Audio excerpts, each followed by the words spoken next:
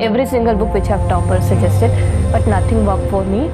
I was like कि नहीं होगा छोड़ देते हैं, नहीं हो रहा है तो क्या फ़ायदा इनको दोबारा पढ़ने से. I would like to thank StudyIQ. I got connected to StudyIQ. StudyIQ ने मेरा मेंस तक मैंने साथ दिया, उसके बाद भी उन्होंने मेरा साथ नहीं छोड़ा. And I have taken this mock at StudyIQ. And I would recommend StudyIQ. Yes, I will definitely recommend StudyIQ. Hello everyone, I am Ankit and you're watching StudyIQ IAS English channel. In our today's video, we are going to understand what exactly is a black box, right? But why are we discussing black box? Well, yesterday an unfortunate accident happened. This was Air India's Boeing 787 Dreamliner. It crashed soon after taking off from the Ahmedabad airport, right? And it was traveling to London. Now, this was the first instance where a Boeing 787, which is also known as a Dreamliner, crashed, right? And this aircraft first, it took off. It actually ascended to a altitude of 600 feet before crashing into a nearby locality just outside the airport. Now, the cause of this crash actually until now is unclear because this is a formative stage of the crash. But as usual in aftermath of an airline crash, the experts, they will see the wreckage, they will examine the wreckage and also will try to retrieve what is known as a black box, because it is black box actually which will help them piece together what actually transpired before this aircraft crashed into a nearby locality. So in this regard, you may have understood black box is a very important device installed in an aircraft, be it a civilian or a fighter aircraft, right?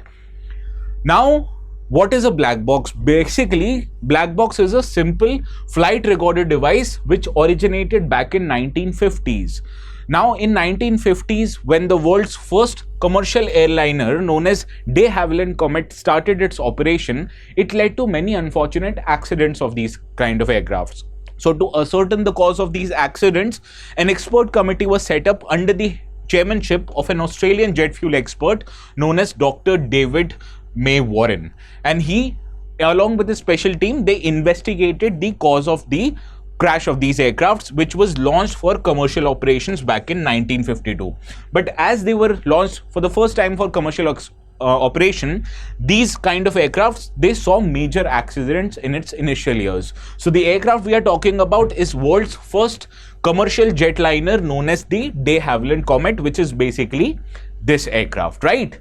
Now, these team of experts, they brought a concept of black box and they borrowed this idea from world's first miniature pocket recorder. And Dr. Warren thought, when a pocket recorder small enough to be kept in a pocket, when it is able to record the conversations of people, why can't we record the conversations that is going on in the aircraft also, right? So they made a prototype, but this idea of installing a recorder in the flight system, it initially drew resistance from many people in the civil aviation community, particularly the pilots, because they thought these kind of devices, when installed in the aircraft, can be used to spy on the crew. But irrespectively, in 1956, Dr. Warren and his team came up with the first prototype and they named it ARL Flight Memory Unit, right? And this allowed the storage of up to 4 hours worth of voice and flight instrument data in what is known as a black box, right? Now, what is a black box? In 1963, although this idea was quite in development, but it hasn't been implemented on a large scale, right? But in 1963, there was 2 fatal aviation disasters in Australia, and that is why Australia, it became the first country in the world that made flight recorders installed in the aircraft mandatory legal requirement. So after initial resistance, this idea was implemented first in the country of Australia. And in the initial days of black box, you understand, black box, the information was recorded on a metal strip, and eventually as the storage technology improved, these used magnetic drives eventually, and now these black box, they are there with solid state memory chips, much like the hard drives that we are witnessing these days. Earlier hard drives that were installed in our laptops, in our computers, they were made using the magnetic drives, right? Now the hard drives in our computers are also having solid state memory chips. So are the black box and the recorders, right? Now, the big question is, why is it called black box? Because I told you from the image that you saw earlier, this recorder was orange in color. So why the name black box? Now you need to understand, before Dr. Warren and his team developed the first prototype of a flight recorder, there was this French engineer known as Francois Hossin who began working on a data recorder, and this was back in 1930s. And this data recorder that the French engineer made, it was equipped with sensors that would optically project around 10 parameters on a photographic film. So to operate these kind of sensors, you need a box that could keep away the outside light from entering into it. So that is why the initial recorder made by the French engineer, it was black in color, right? So this name or black box, it had endured, even though the flight recorders earlier and even today, they are of orange color, and they have always been orange. Why orange? Because it is a bright color that makes it easier for the experts who identify the wreckage to find these kind of devices, right? So although it is called as a black box, in color it is actually not black, it is rather orange in nature. Now let us understand what kind of different sensors are there in the black box. Now major aircraft that are there in operation today, they are equipped with two types of black boxes. Both of them are there. First is known as a cockpit voice recorder or a CVR, and another one is a flight data recorder or an FDR. And these two devices, they help record the information about the flight, and therefore it helps the experts reconstruct the events that may have led to a crash of a fighter aircraft, right? Or even a civilian aircraft. On the one hand, the cockpit voice recorder, it records radio transmissions and other sounds that is going on in the cockpit, such the conversations between pilots, flight engineers, as well as the pilots and the ground staff in the ground communication. Similarly, the flight data recorder FDR, it records more than 80 different types of data or information, which includes altitude of the flight, speed of the flight, where is the flight heading, what is the vertical acceleration, other physics related data like pitch, roll, as well as the status of autopilot. So in together, these two kind of devices, the cockpit voice recorder and the flight data recorder, they cover. The cockpit voice recorder records the sounds that are made in the cockpit, including the conversation between pilots and flight engineer, and pilots and the air traffic controllers. Similarly, the flight data recorder, it records different kind of a status relating to the operation of the aircraft, right? Now the next question is, where is this flight recorder located? Now you can understand these two kinds of devices, flight data recorder and the cockpit voice recorder, are located in the rear end. But why rear end of the aircraft, right? Let us understand this. Now these recording devices, you can understand, they are stored inside a physical box, and you need to make that physical box so strong enough that it is able to withstand the force that the aircraft might be subjected to at the time of its crash. So that is why these recorders are kept in a steel or a titanium enclosure. Similarly, you also have to insulate this box from extreme heat, cold or wetness that the aircraft and its wreckage might be subjected to. Also, to protect these boxes, these are equipped towards the tail end of the aircraft. And why tail end of the aircraft? Because this is the part of the aircraft where the force of impact is expected to be the least at the time of crash, right? So we understood there are two different types of flight data recorder, that is a flight data recorder and a cockpit voice recorder, and these are placed in the rear end of the aircraft, because at the rear end of the aircraft, the impact of explosion or the impact of the aircraft crash is expected to be the least. Similarly, these are also enclosed in a steel or a titanium box, so that the box is able to withstand a huge amount of force during the crash and keep the recorders intact, right?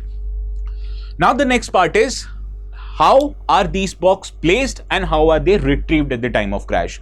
Now you understand there is a possibility that the aircraft might also crash in a water body like a ocean or a river, right?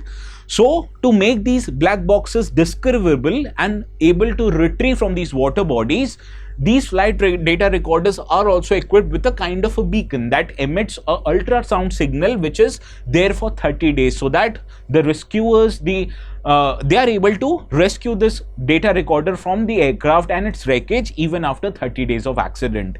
But has every aircraft crash led to the retrieval of the black box? The answer is no, because in many cases, for example, in the crash of Malaysian Airlines MH370 aircraft, whose wreckage till today has not been found, the black box was not retrieved, right? So despite having such features, there is a possibility, especially during when the aircraft crashes in a water body, the flight data recorder or the black box might not be retrieved. Understood? Now let us solve the practice question, but before practice question, I have something I wanted to let you know. Now these black boxes, these are relevant from science and tech perspective, especially the kind of devices that go to ascertain the kind of data that is there for or important from civil aviation perspective. Similarly, other gadgets that are in use, we cover in detail them in the science and tech lectures, especially in the GS Foundation batches or P2I batches. Right now, we are taking admissions for Pratigya evening batch of 2026, and the admissions of these batches are or will close from 15th of June. You can still take admissions to these batches at this discounted rate, but you can get this rate only after applying the code ATS Live. How to apply the code? Let me demonstrate it to you, right? Now, first go to our StudyIQ website. You need to log in by simply entering your mobile number, okay? Once you're done logging in, I understand many of you who are watching this video might not be very well versed in Hindi or even not comfortable in bilingual batches, right? So for you, please select English here by clicking the drop down menu of the all language, right? Once you're done selecting the English, the leftmost tile is the one that you need to click if you have to take admissions in the P2I Foundation batches, okay? Click buy now here. Once you click buy now, it shows that 35,999 is the course fees for diamond batches, but I'll tell you a way where you can get discounts even on this amount, right? What you need to do, click on buy now. Once you click on buy now, on the right, there's an option to add promo code. Here, you have to write the exact code which is flashing on the bottom half of your screen. It says use the code ATS Live to get maximum discounts, and this is applicable in all the courses, this or any other course you might be wanting to take the admissions in, right? To apply the code, click promo code, and on the left, write ATS Live. Once you're done writing ATS Live, click apply.